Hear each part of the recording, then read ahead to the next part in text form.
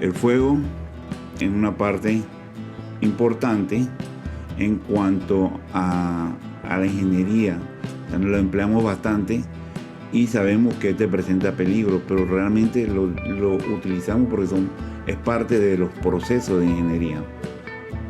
En la industria es un proceso para producir energía y por lo tanto hay que conocer los conceptos básicos pues, que están alrededor del fuego.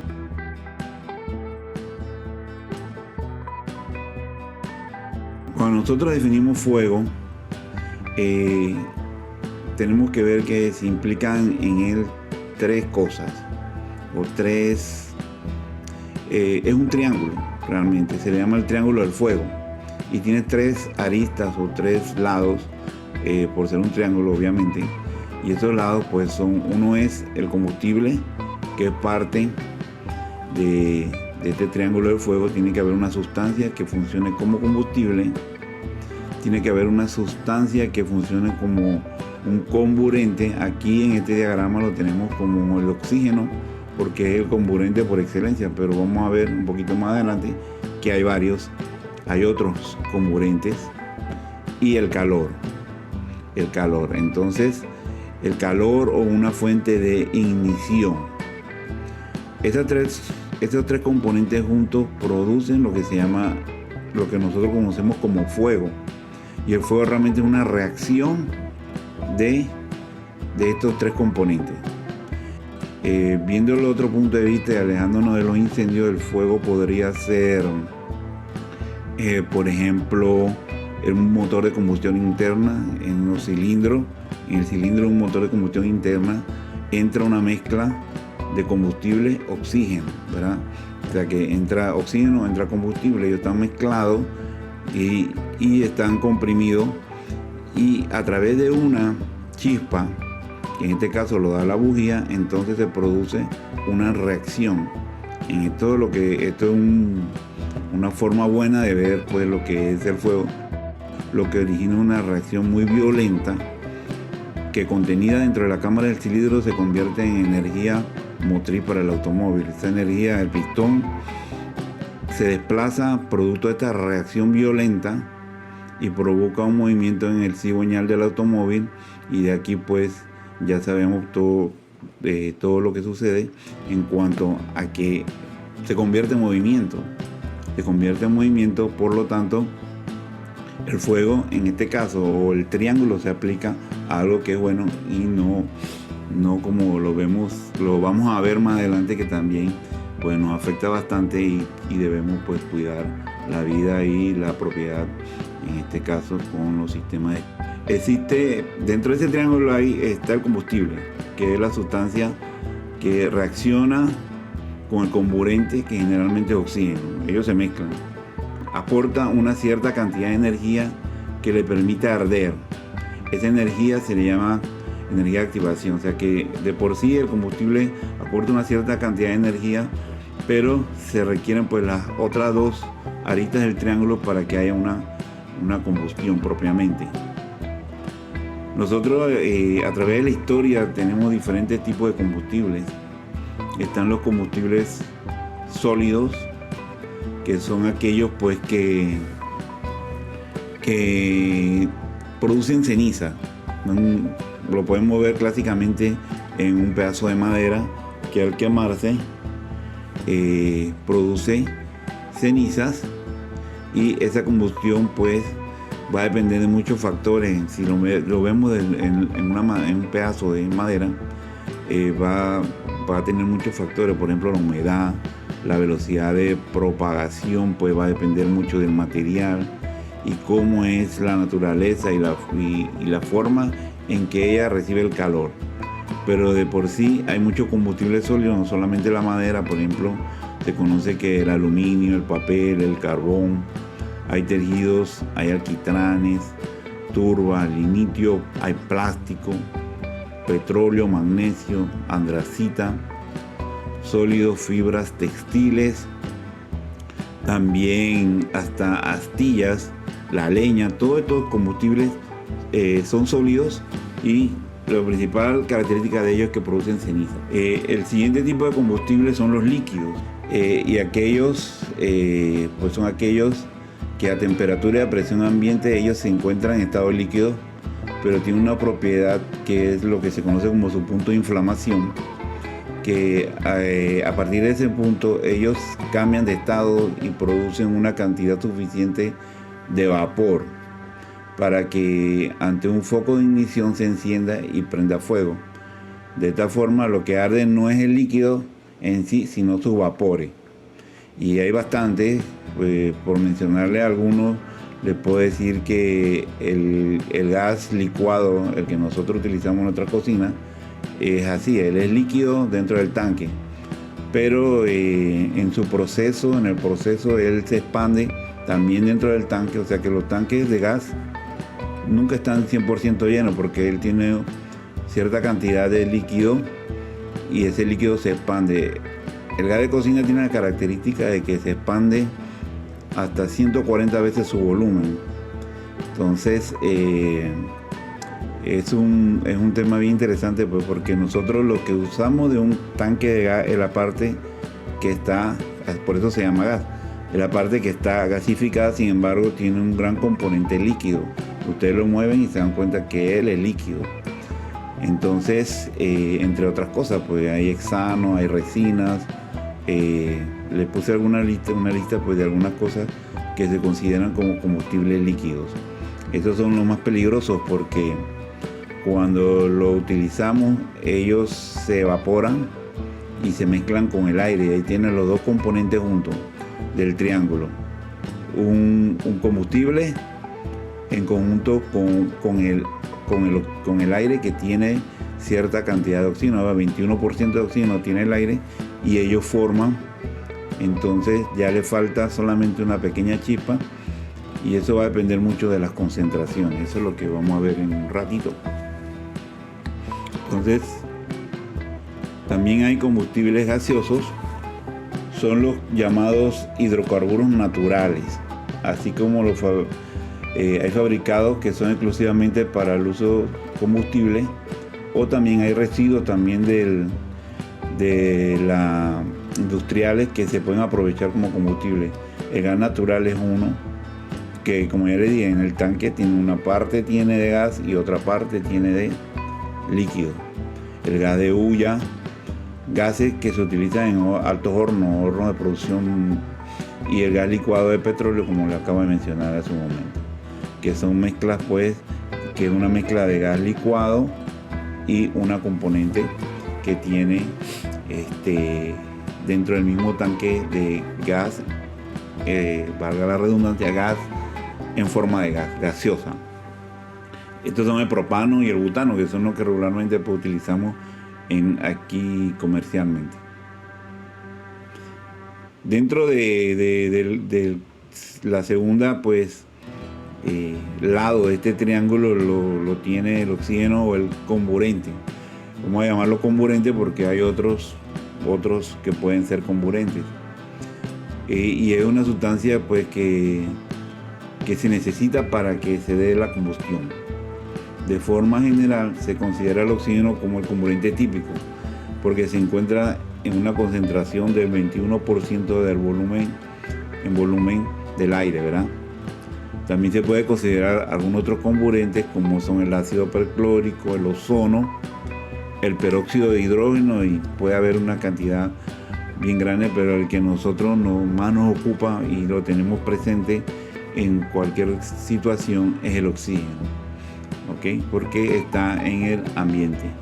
El tercer lado de este triángulo del fuego nos lo da la energía de activación. ¿Qué es la energía de activación? Es la energía necesaria para que la reacción se inicie. Entonces, la fuente de ignición pueden ser sobrecargas eléctricas o cortocircuitos eléctricos. Hay rozamientos también entre partes metálicas en movimiento.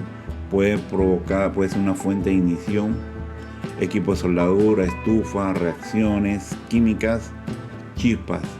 La fuente de activación puede venir de diferentes, de lo que es el punto de inflamación o el flashpoint. que es la temperatura mínima a la cual un combustible desprende vapores capaces de arder en contacto con un comburente. Acuérdense que puede ser oxígeno, ¿verdad? Cuando se le aporta energía de activación, pero no tiene la capacidad de mantener la combustión. Vamos a ver en la siguiente figura está este diagrama más ampliado. Aquí tenemos dos ejemplos del flashpoint. Por ejemplo, la gasolina tiene un flashpoint de menos 40 Fahrenheit. Entonces ustedes pueden ver que si la temperatura en este caso dice 68, sabemos que la de nosotros pues es mayor, Fahrenheit. Podemos estar en 90, 91, 95 grados Fahrenheit en nuestra temperatura ambiente. Entonces, si usted deja un envase de gasolina abierto, inmediatamente él se va a evaporar, o sea, se va a convertir en gas y se va a mezclar con el aire, ¿verdad? El tema es que se mezcle con el aire en un lugar que es cerrado, porque se vuelve una mezcla peligrosa. Mientras que a la derecha pueden ver el fuel oil.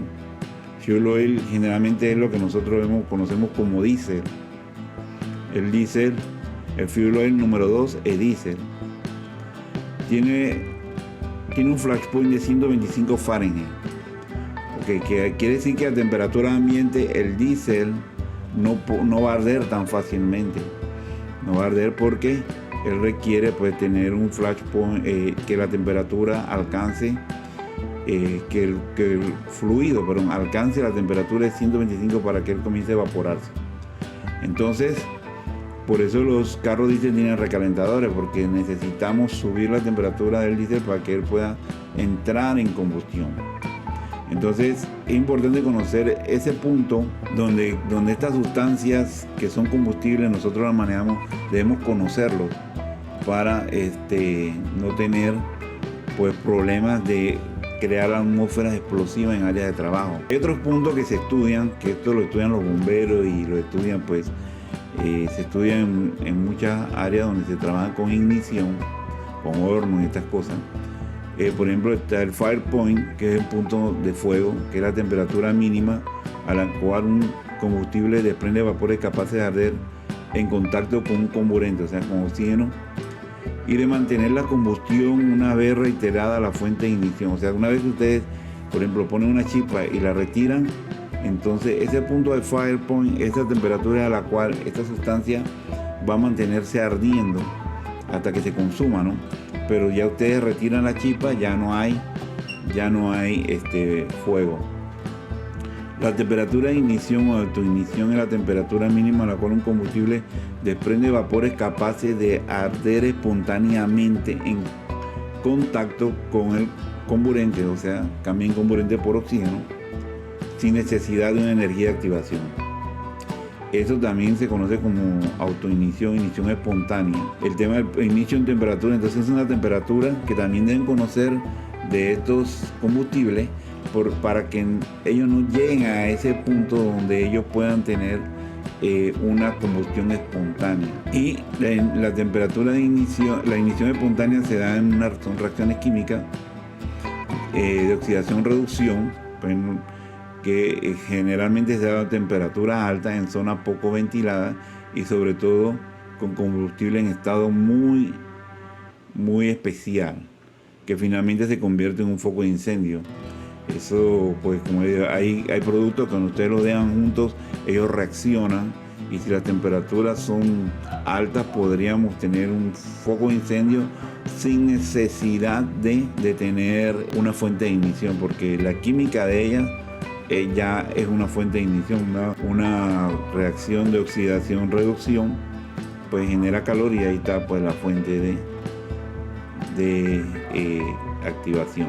Comparación entre estos puntos en dos sustancias diferentes. Primero creo que es gasolina.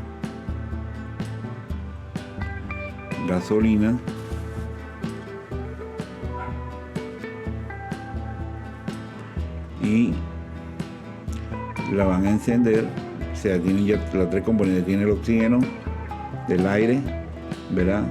La fuente de ignición y el combustible.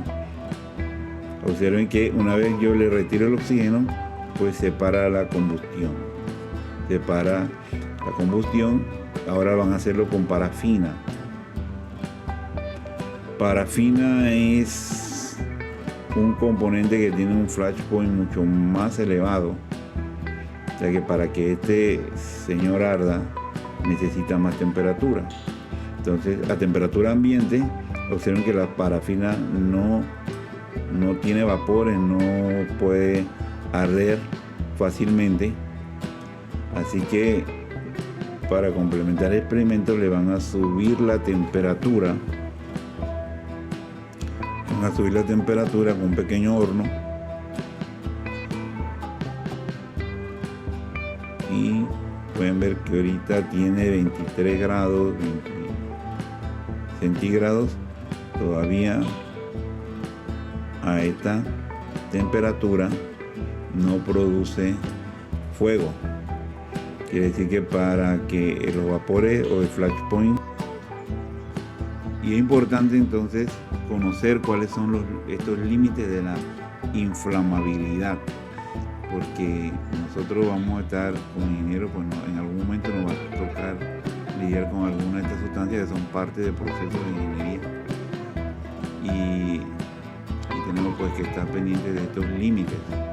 Aquí ya alcanzó la temperatura, entonces hasta esa temperatura que el líquido comienza a convertirse en vapores, que él puede arder, o se le conoce como límite de explosión. Hay dos límites. Hay un límite inferior de inflamabilidad y hay un límite superior de inflamabilidad. Y cuando hablamos de esto, mejor es verlo en una gráfica, porque uno habla de la mínima concentración de gases combustibles por debajo de la cual la mezcla combustible comburente, o sea, combustible oxígeno, no es inflamable. Y el segundo es la máxima concentración de gases combustibles por encima de la cual la mezcla de combustible comburente no es inflamable. Entonces son dos límites que nosotros vamos a ver en una gráfica que sigue. Esa gráfica era la gráfica de inflamabilidad. Entonces observen en la parte inferior a la izquierda dice LIE, límite inferior de explosividad, de explosión, y a la derecha dice límite superior de explosión. En la parte inferior está la concentración de la sustancia, y en la parte superior está la concentración del aire. Entonces pueden observar aquí que en cuanto yo tengo más concentración de sustancia, en este caso por ejemplo de gasolina, en cuanto yo tengo más vapor de gasolina, entonces en el ambiente lo que resta en porcentaje va a ser de aire. Entonces, si yo tengo cierta concentración de gasolina con mucho aire, cerca del 80-90% del aire, entonces yo estoy por lo que se llama un límite inferior de explosividad. Entonces todo lo que ocurra durante eso no tiene el riesgo de ser inflamable. Y vamos a ver el segundo, que está hacia la derecha.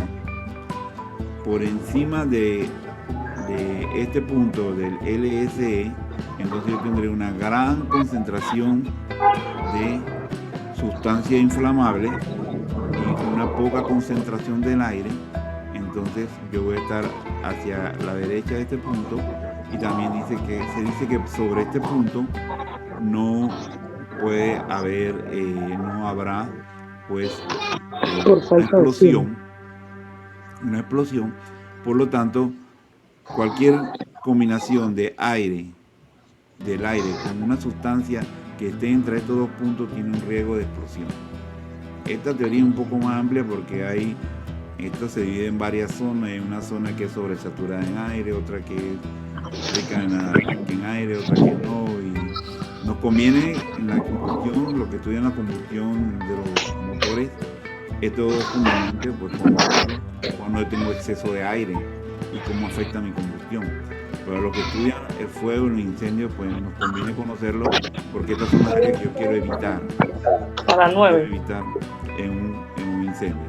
Para que no se Alguien tiene el micrófono encendido, disculpe. déjenme encender, silenciar todos. Ya. Continuemos.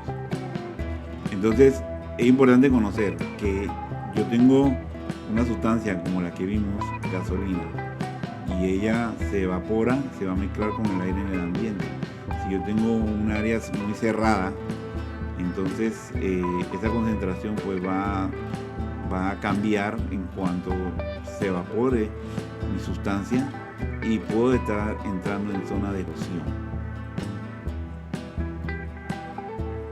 Por ejemplo, aquí en esta gráfica le pusimos los límites de inflamabilidad de ciertas sustancias y observen que el rango no es muy amplio. Por ejemplo, acetona. La acetona tiene un límite de inferior de 2.6 y el límite superior es de 12.8. O sea que está muy cerca de que con poco aire ella se vuelve inflamable. Y asimismo la combinación, por ejemplo el queroseno, está entre 0.7 y 5. La siguiente gráfica le va a mostrar algo muy parecido a eso. Por ejemplo, si ustedes tienen acetona en un proceso químico o un proceso industrial y esa acetona está expuesta al ambiente y comienza a evaporarse, yo solamente necesito tener 2.6% de concentración de acetona en el ambiente para que esa zona se vuelva explosiva, ¿verdad? Y yo pueda tener fácilmente un fuego o una explosión, porque eso también hay que ver, que podemos ir desde un fuego hasta una explosión, hay diferentes etapas, ¿no? Y la segunda zona está arriba del 12.8.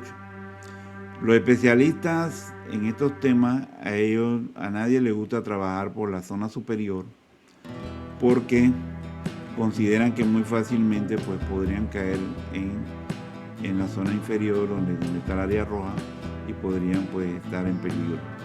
Pero hay sustancias que dejan muy poco margen a que ellas se puedan trabajar pues, libremente. Por ejemplo, en el caso del gas, creo que tengo una gráfica por ahí. Bueno, el caso del gas de cocina ese es uno de los temas principales, porque una fuga de gas, lo que recomiendan los bomberos es ventilar inmediatamente. O sea, si usted tiene una fuga de gas, cierran y antes de hacer cualquier cosa, de tocar cualquier interruptor, ustedes se les recomienda que abran todas las puertas y ventanas para que cambie esa relación inmediatamente de aire-combustible, ¿verdad? Porque cualquier pequeña chispa, si tenemos las concentraciones apropiadas, pues va a provocar que haya una explosión. Entonces, cuando estas relaciones se dan, nosotros podríamos ir desde una combustión lenta hasta una detonación. Una combustión lenta, podríamos tener una combustión normal, podríamos tener lo que se conoce como deflagración y al final pues lo más crítico, que una explosión se convierte en una detonación. Todo esto tiene que ver con el fuego, o sea, todo esto es fuego, pero son diferentes tipos de reacciones o de forma en que se comporta un fuego, desde la más sencilla hasta la más complicada.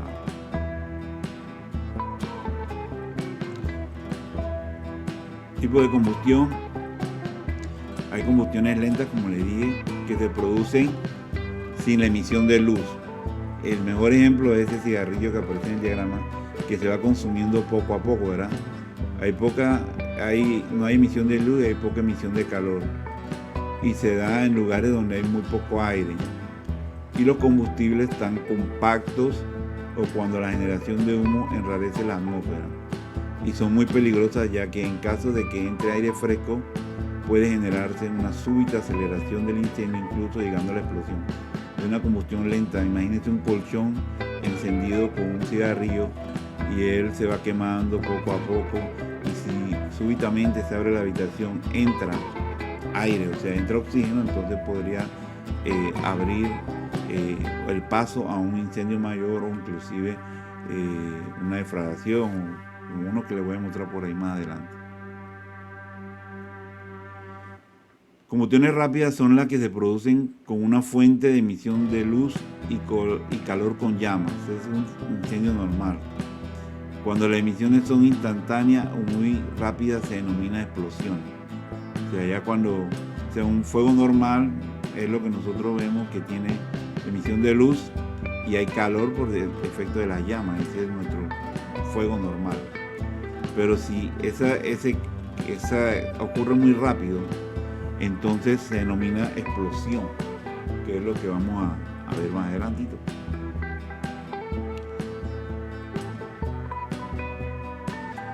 La atmósfera de polvo de combustible en suspensión son potencialmente explosivas. ¿Verdad? Polvos combustibles en suspensión, más que nada, pues tenemos los casos de gasolina que son más comunes. Pues dice que cuando la velocidad de la reacción es menor que la velocidad del sonido, esa explosión pues se llama deflagración, que fue un caso que hace poco ocurrió. Los bomberos lo clasificaron como una deflagración, no como una explosión. Un tema de gas que ocurrió recientemente. Y cuando la velocidad de reacción es mucho mayor que la velocidad del sonido, a la explosión se le denomina una detonación. Es una detonación, pero también lo que ocurre dentro de un motor de combustión interna es una detonación, una explosión muy fuerte. Entonces, por ejemplo, este caso que está aquí, los bomberos lo clasificaron como una deflagración. Ocurrió en Costamare.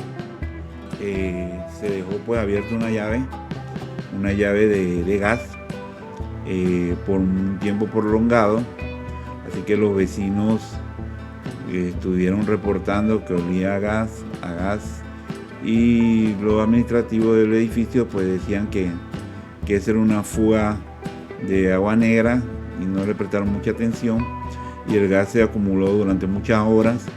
Entonces, cuando las personas pues no sé qué hicieron, no sé si prendieron algo o encendieron una luz o algo así, pues entonces se dio la explosión. Pues un tema bastante triste aquí en Panamá, pero observen el tipo de explosión que ocurrió por una súbita concentración. El tema es que cuando el gas de cocina tiene una característica muy especial, que es mucho más pesado que el aire, entonces él tiende a desplazar el oxígeno, el aire hacia arriba, y él se queda en el fondo. Y es un tema que cuando es así es difícil de ventilar porque la ventana está un poco alta. Así que conversando con los bomberos, pues si los vecinos hubieran llamado directamente a los bomberos, eso no hubiera ocurrido, porque los bomberos hubieran ido inmediatamente y hubieran cerrado todas las llaves de gas de todo el edificio hasta encontrar la fuga, y no se hubiera dado el tema. El asunto es que no le prestaron mucha atención al olor del gas y la explosión pues se dio por eso. Bueno, eso ha sido todo por el día de hoy. Los esperamos que nos acompañen en la segunda parte de este curso sobre teoría del fuego. Vamos a estar explorando otros temas como la forma en que el fuego se propaga, las diferentes formas en que el fuego se comporta y las clasificaciones que se le han dado al fuego pues por las entidades que tienen la autoridad para hacerlo.